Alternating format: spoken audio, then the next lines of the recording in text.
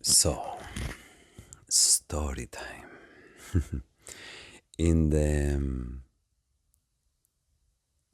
in the first audio of this episode 5, I was telling you how a wave of darkness came over me through a few days, and how there was a day that, yeah, my own commitment to keep moving, the love of people, but I also told you that there was a moment where things cracked. So this is the story of that moment. um, Things cracked in the sense that everything softened. I began to cry and I began to feel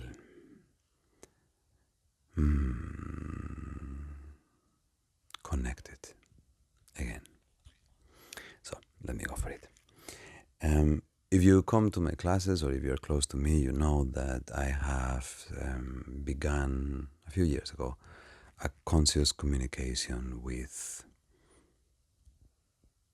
they, him, she, he, it, with the divine, with my guides, with the higher inner self, with source, with God. And I do this, I don't know. It started one day. I felt like I wanted to feel it. I didn't want just to know that there is life after death, or that we're all one, or that you have a soul, but in a theoretic way, I wanted to feel it. So I started talking to her, to him, and started asking for guidance consciously in practice and out of practice. And I started to pay attention to the signs and the moments when she speaks back, when life lets you know that she is there.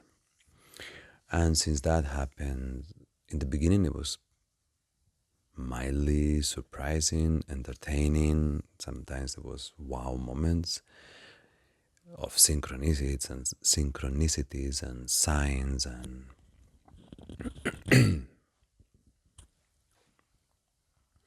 yeah, when you feel like you're guided, you are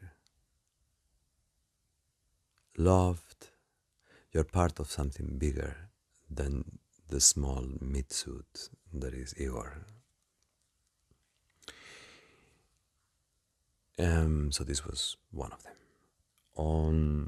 When I was looking back to when I got sick, it was funny because it was super, super clear.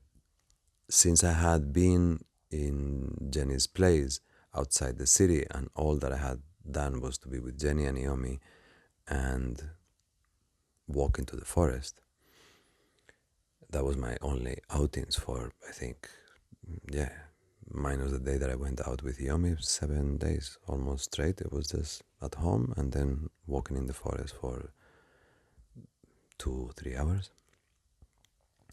And then on Friday before the workshop, Jenny had to work in the city in Stockholm.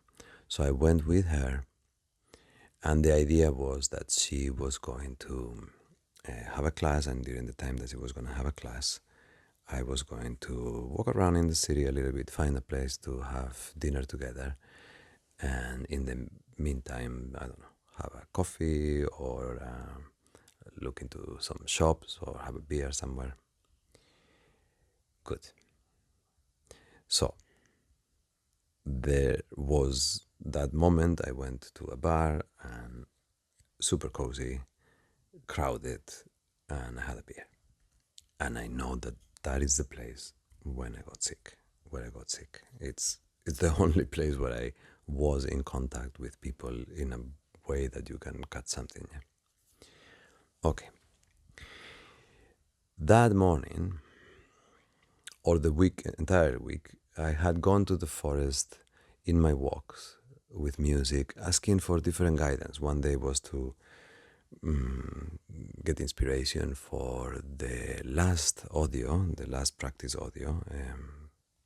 It was very beautiful because it really wasn't me. If you haven't heard it, listen to it.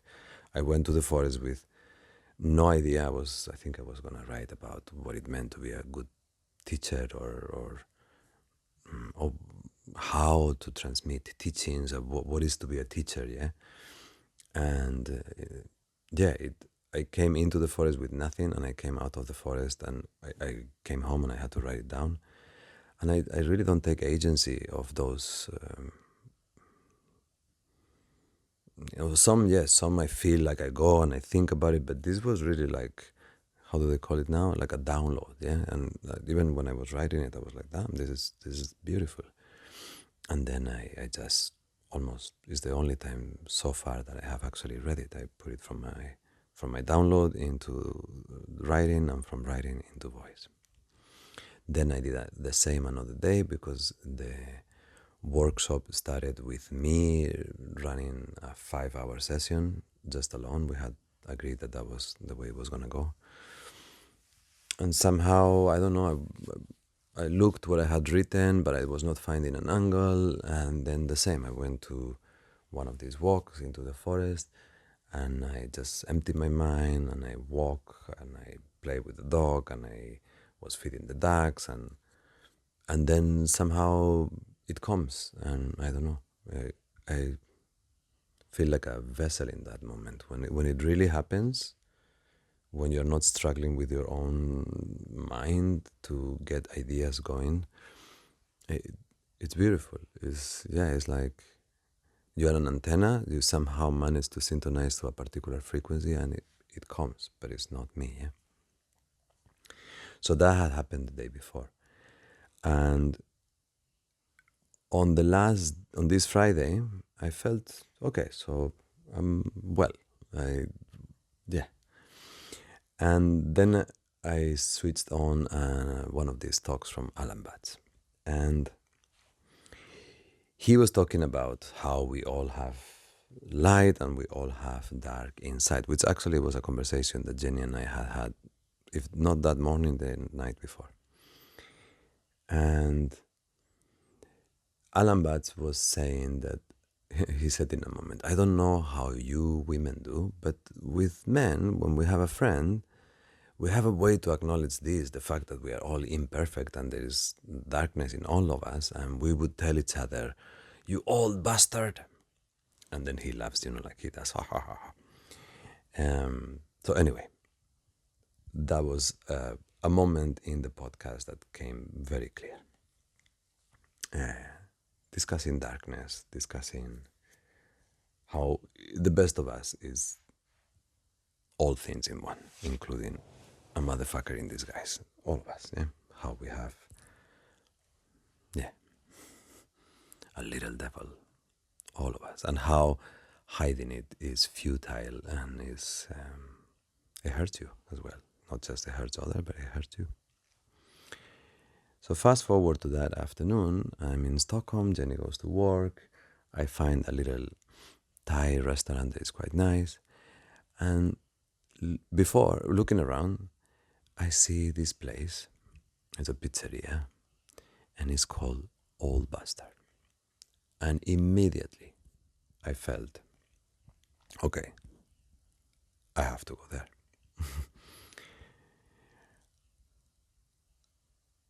I walk to the place, and it's fucking boring. Like, it looks like a franchise. It had no charm. It had these pictures of the menus you had to order, not to a person, but you had to order in a machine. It was like a McDonald's, but no, it wasn't pizza. It was burgers. And even though they had a vegetarian burger, it was just so uncharismatic and not cozy at all.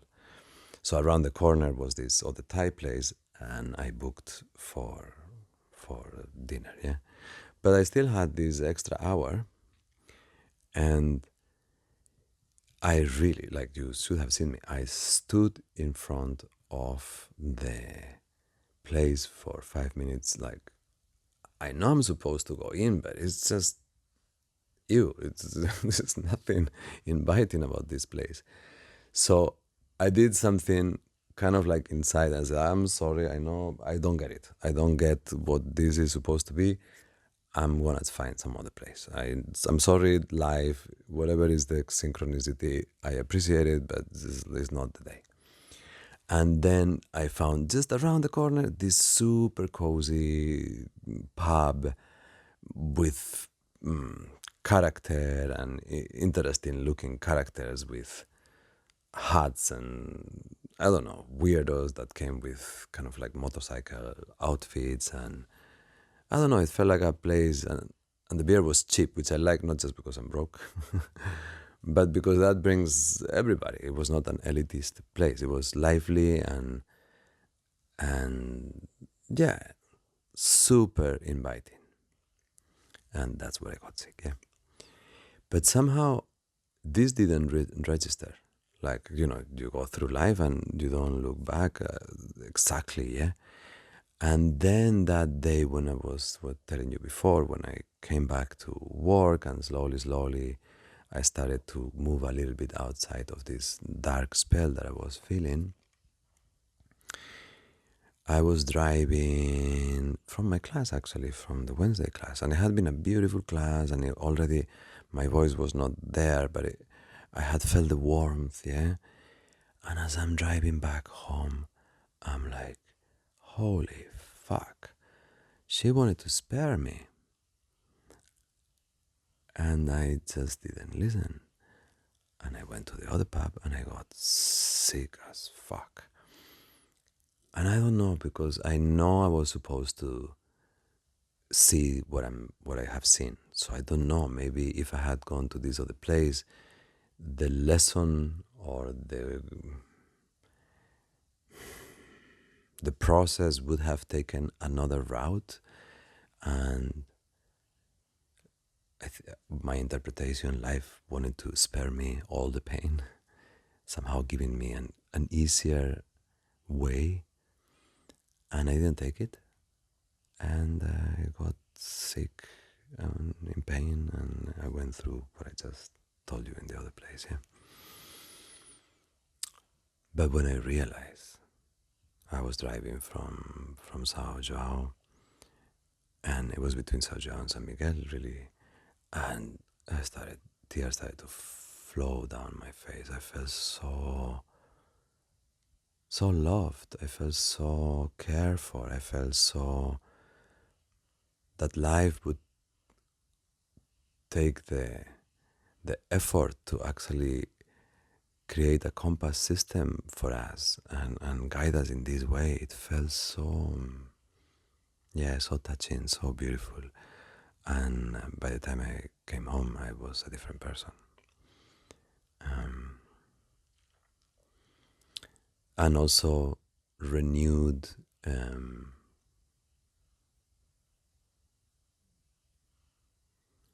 commitment to not miss these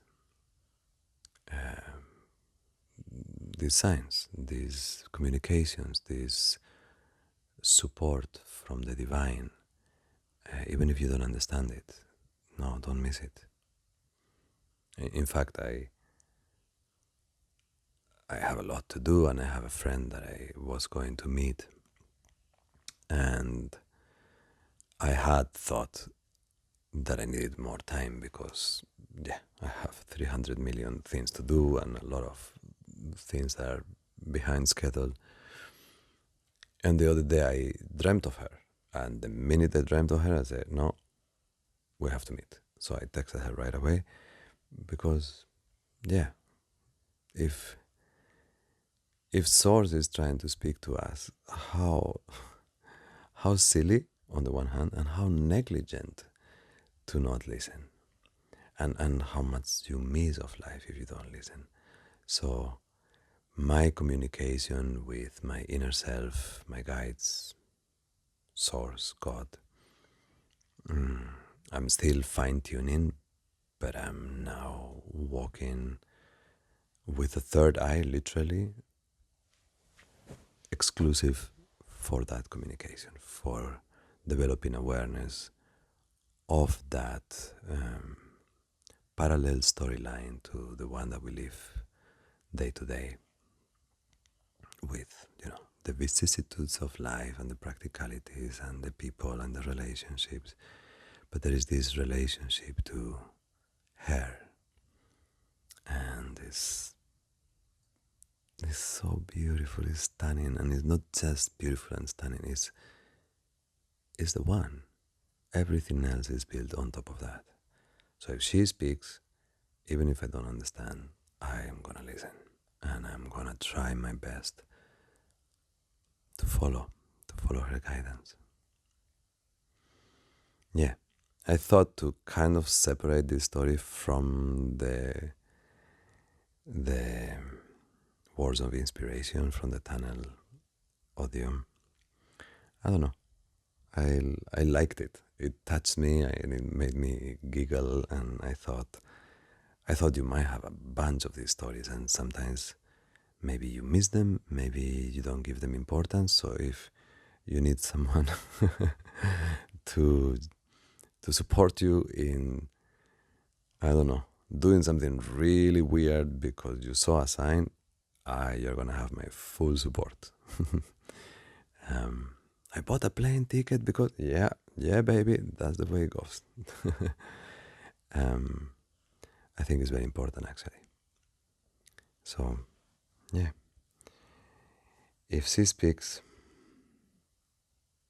it's good to listen, it's good to follow, it's good to surrender because she's full of love. She's an old bastard too. Okay, this is the end of the story. Hope it made you smile.